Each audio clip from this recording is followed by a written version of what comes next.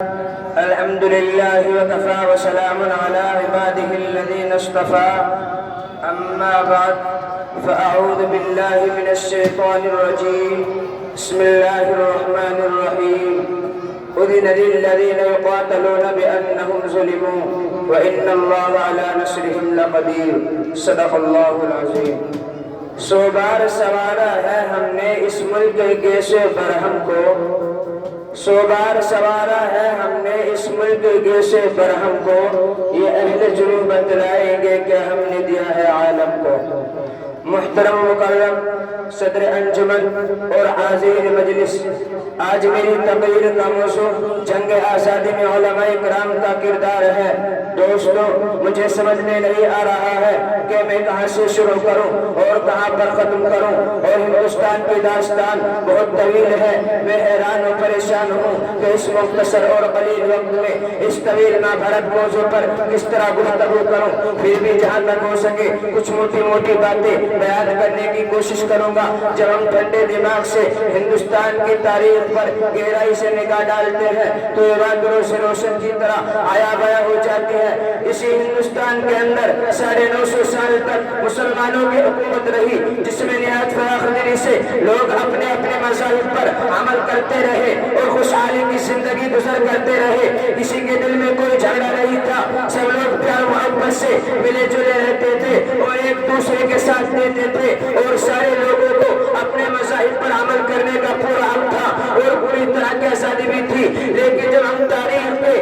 اس اہم موڑ پر آتے ہیں اور تاریخ کے اوراق میں ان گزرے ہوئے واقعات کو پڑھتے ہیں اور تاریخ کی کتابوں کے اوراق کھنگال کر دقیق نظر سے دیکھتے ہیں تو ہماری آنکھیں نم ہو جاتی ہیں ہاتھ میں قلم رس جاتا ہے سانس رکنے لگتا ہے آنکھوں کے سامنے اندھیرا چھا جاتا ہے ان حضرات کا کیا جرم تھا کیا گناہ تھا جس جرم کی پاداش میں جیل کی سلاخوں میں ڈالا گیا کالے پانی کی سزائی دی گئی کوڑے لگائے گئے صفوں میں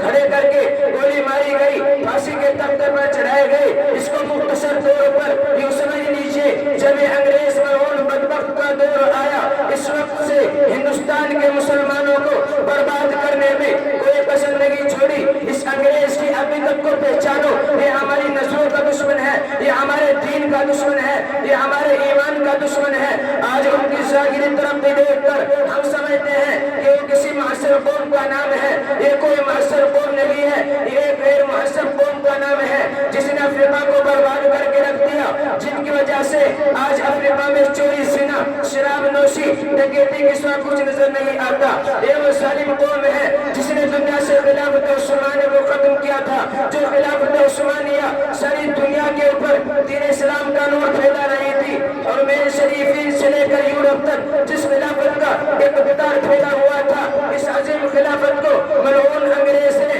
ہم سے چھینا تھا پھر جب انگریز ہندوستان میں آیا تو اس وقت سے ہندوستان کے مسلمانوں کو متحد و متفق تھے ان کے درمیان کوئی تنازع نہیں تھا علماء کرام جو بتاتے تھے عوام اسی پر عمل کرتے تھے اور اسی ہندوستان کے اندر مجاہدین تھے صوفیہ تھے بزرگ تھے عالم تھے زاہد تھے پیر تھے ابدال تھے محدث و مفکر دارالعلوم دیوبند مولانا قاسم نانوتوی صدر ہند مولانا محمود حسن دامودی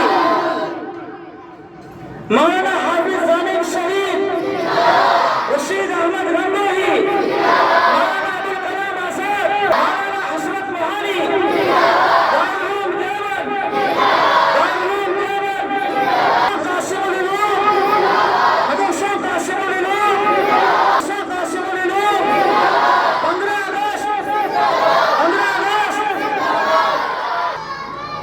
محدث و مفکر تھے اور فقہ کرام میں تھے اور سب کے سب ایک ساتھ ملے جلے رہتے تھے مگر جب ایک گوری چمڑے والا گندا بدبودار غلیظ قالین سے بھی ناپاک انگریز اس ہندوستان میں آیا تو اس نے بیٹے کو باپ سے لڑایا چھوٹے کو بڑے سے لڑایا مسلمانوں کے درمیان خلف و انتشار پیدا کیا نئے نئے فرقے کھڑے کیے نئی نئی جماعتیں بنائی مسلمان کی شکل میں کافر کو کھڑے کیے یہ انگریز نے خود ظلم کیا اور اسی پاداش میں مسلمانوں کو تندوروں میں ڈال کر جلایا گیا سور کی کھال میں باندھ کر علماء کو درختوں سے لٹکایا گیا یہی پر بس نہیں اس ملعون انگریز نے ہمارے ننھے منھے بچوں کو بھی اسکول اور کالج کی تعلیم دینی شروع کی اور کہا کہ یہ تعلیم تمہارے لیے ضروری ہے، تم قرآن نہیں پڑھو گے، تم حدیث نہیں پڑھو گے، تم فقہ نہیں پڑھو گے، اور ادھر انہیں بتایا گیا کہ نعوذ باللہ جہاد کچھ نہیں ہے، خلافت کچھ نہیں ہے، شہادت کچھ نہیں ہے، قرآن و حدیث کچھ نہیں ہے۔ اس کے بعد سے مسلمان جہاد کو بھول گئے، مسلمان خلافت کو بھول گئے، مسلمان شہادت کو بھول گئے۔ پھر ایک دن وہ وقت آیا کہ انگریز نے ہماری ماں و بہنوں کو بازاروں میں لے جا کر نچایا، ان کو سب کوئی روکنے والا نہیں تھا، ان کا مقابلہ کرنے والا کوئی نہیں تھا، بھلا ان کو کون روکے، جبکہ ذہن و دماغ سے قوت ایمانی اور اسلام کو ختم کر دیا تھا۔ ملت اسلامیہ کے نوجوانوں، اگر ہندوستان کی جنگ آزادی میں علماء کرام حصہ لے رہے ہوتے تو ہندوستان کبھی بھی آزاد نہ ہوتا، اور اگر یہ سرفیل آزادی نہ ہوتے، تحریک آزادی نہ چلتی،